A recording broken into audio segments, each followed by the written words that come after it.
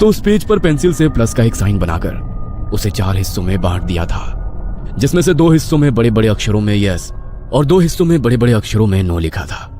Peter को उसे देखकर कुछ समझ नहीं आया, इसलिए उसने उस पन्ने को पलट दिया, लेकिन वो पन्ना पलटते हुए वो कागज हवा के कारण जॉर्ज के पैर पर गिर गया।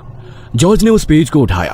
अरे ये तो चाली चाली है, लेकिन यहाँ कैसे आया? चाली चाली? ये क्या है? अरे कुछ खास नहीं, बस एक गेम है। इंटरनेट पर देखा था मैंने, लोग इसे खेलकर आत्माओं से बातें करते हैं जिनका इस दुनिया में कोई अस्तित्व ही नहीं है। सब बकवास है। तुम्हें कैसे पता कि ये सब बकवास है? क्या पता इसके जरिए हम सच में आत्माओं से कनेक्ट कर सकते हो। तुम लोगों को समझ नहीं आता क्या? ये लाइब्रेरी है। इतनी देर से यहाँ पर चिल्ला चिल्ला कर शोर कर रहे हो। तुम्हें बातें करनी है तो बाहर चले जाओ यहाँ से। इतनी देर से सबको डिस्टर्ब कर रहे हो। अब सॉरी मैम, हम सब चले जाते हैं। डेजी अपने हाथ में उस पेज को लेकर वहाँ से जाने लगी। तभी उसके दोस्त भी उसके पीछे पीछे बाहर आ गए। देखो, मुझे तुम्हारे बारे में तो नहीं पता, लेकिन मुझे ये गेम जरूर खेलना है, इसीलिए आज रात को मैं अपने घर में ये जरूर खेलूंगी। अगर तुम में से किसी को मुझे ज्वाइन करना हो तो वो मेरे साथ आ सकता है। आ सकता है नहीं, आना ही पड़ेगा, क्योंकि इसे तुम अकेले नहीं खेल सकती। इसे खेलने के लिए कम से कम 2 लोग चाहिए। तुम चिंता मत करो, मैं तुम्हारे घर आ जाऊंगा। चाहो तो तुम दोनों भी आ सकते हो। अरे डोंट वरी, कोई आत्मा तुम्हें अपने साथ लेकर नहीं जाएगी। हाँ पता है, आ जाएंगे हम भी। सब लोग कॉलेज से अपने घर के लिए निकल गए। रात को घड़ी में जैसे ही 11 बजे तो डेजी के घर का गेट नॉक हुआ। उसने दरवाजा खोलकर देखा तो उसके दोस्त आ चुके थे। वो सबको अंदर लेकर आई। डेजी ने सभी के लिए स्नैक्स बनाकर रखे थे। उन्होंने स्नैक्स खाए और जॉर्ज ने अपने बैग से उसी पेपर को निकाला। खाना पीना बहुत हो गया, अब असली खेल शुरू करते हैं। डेजी, मुझे 2 पेंसिल दे दो प्लीज। डेजी ने जॉर्ज को 2 पेंसिल लाकर दी और जॉर्ज ने उन्हें पेपर पर बने प्लस के साइन पर रख दिया। देखो, अब मैं ये गेम शुरू करने वाला हूँ, और चाहे कुछ भी हो जाए, लेकिन एक बार गेम स्टार्ट होने के बाद हमें एक दूसरे का हाथ नहीं छोड़ना है। जहाँ तक मैंने देखा और सुना है, अगर किसी ने भी ऐसा किया तो हमारे लिए बहुत मुश्किल हो सकती है। चलो सब एक दूसरे का हाथ पकड़ लो। जॉर्ज ने बीच में उस पेपर को रखा और वो सभी उस पन्ने के इर्द गिर्द एक गोल घेरा बनाकर बैठ गए। तभी जॉर्ज ने कहा, चाली चाली, क्या तुम यहाँ हो? जॉर्ज के ऐसा कहने पर उस पेज पर रखी पेंसिल में कोई हलचल नहीं हुई। तो जॉर्ज ने फिर से कहा, चाली चाली, क्या तुम यहाँ हो? इस बार भी जॉर्ज के ऐसा पूछने पर वहाँ कोई हलचल नहीं हुई। तभी रूबी ने उसका मजाक उड़ाते हुए कहा, कोई चाली नहीं है यहाँ पर, छोड़ो ये सब बकवास, मुझे बहुत नींद आ रही है। मैं तुम्हारे रूम में सोने जा रही हूँ डेजी। इससे पहले कि जॉर्ज उसे कुछ कहता, इससे पहले ही रूबी अपना हाथ छुड़ाकर उस गोल घेरे से बाहर जाने के लिए उठ गई। ये क्या बकवास किया तुमने? तुम्हें पता है ना ये कितना डेंजरस हो सकता है।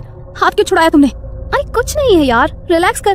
तुझे यकीन नहीं होता ना, तो देख अभी मैं करके दिखाती हूँ। चार्ली, चार्ली, क्या तुम यहाँ पर हो? देखा, कोई भी नहीं है। ओह शिट, कोई स्पिरिट है यहाँ पर। तुमने ये क्या किया रूबी? अब बैठो यहाँ पर, वरना बहुत बड़ी मुसीबत हो जाएगी। रूबी डर के मारे उस घेरे में फिर से उन सब के साथ जॉर्ज और डेजी का हाथ पकड़कर बैठ गई। तभी डेजी ने पूछा, चार्ली, चार्ली, क्या तुम हमें सुन सकते हो? डेजी के ऐसा पूछते ही वो पेंसिल फिर से बड़ी ही तेजी से घूमती हुई यस के साइन पर जाकर रुक गई। क्या तुम हमसे कोई मदद चाहते हो? इस पर तो नो का साइन आ रहा है। इसे हमारी मदद नहीं चाहिए, तो हमें इसे गुड बाय कहकर गेम खत्म कर देना चाहिए। नहीं डेजी, हम ऐसा नहीं कर सकते। जब तक ये आत्मा खुद यहाँ से जाने का फैसला ना कर ले, तब तक हम इसे यहाँ से नहीं भेज सकते। जॉर्ज के इतना कहते ही अचानक पीटर बुरी तरह कांपने लगा। उसका शरीर अचानक ही किसी मुर्दा इंसान की तरह करने लगा। ये पीटर को क्या हो गया? ये क्या किया तुम लोगों ने? देखो, अगर मेरे पीटर को कुछ हुआ ना, तो मैं तुम दोनों को नहीं छोड़ूंगी। तुम्हारा दिमाग खराब हो गया है क्या रूबी? हमने पीटर को थोड़ी ना कुछ किया है। देखो, हमें ये गेम खेलना होगा। पीटर थोड़ी देर बाद अपने आप ठीक हो जाएगा। जॉर्ज ने जैसे ही ऐसा कहा, वैसे ही पीटर की आंखें बिल्कुल सफेद होकर ऊपर को हो गई और वो रूबी की ओर देखते हुए बेहद भयानक तरीके से हंसने लगा। रूबी, माय स्वीट हार्ट, देखो मैं आ गया। मुझे लगा तुम मुझे बहुत मिस कर रही होगी, इसलिए मैं तुमसे मिलने आ गया। अब तो तुम मुझसे मिलने मेरे पास नहीं आ सकती, लेकिन मैं तो तुम्हारे पास आ सकता हूँ। तुम नहीं, ये सच नहीं हो सकता। ये सब मेरा भ्रम है। तुम वापस नहीं आ सकते। नो नो नो, मैं वापस आ सकता हूँ। मैं वापस आ चुका हूँ माय लव। ये आवाज तो। इससे पहले कि डेजी आगे कुछ बोल पाती, तभी पीटर खुद ब खुद ही अपने शरीर की हड्डियों को मोड़ने लगा। उसकी एक एक हड्डी के टूटने की आवाज वहां पर गूंज रही थी। पीटर के चेहरे पर अभी भी वही शैतानी हंसी थी। कभी वो अपनी शैतानी हंसी हंसता, तो कभी अपनी हड्डियों के टूटने के दर्द से जोर जोर से चिल्लाने लगता। रूबी उसकी ऐसी हालत देखकर इस तरह सहम चुकी थी कि डर के मारे उसके मुंह से एक शब्द भी नहीं निकल रहा था। हमें यहाँ पर नहीं रुकना चाहिए। हमें चर्च में फादर के पास जाना होगा। अब वही हमारी मदद कर सकते हैं। हाँ प्लीज प्लीज जल्दी चलो। No no no my sweetheart, तुम मेरे साथ रहो। तुमने तो मेरे साथ जीने मरने की कसमें खाई थी, अब मैं तुम्हें खुद से दूर नहीं जाने दूंगा। चलो चलो, कम ऑन, जल्दी से मेरे पास आ जाओ।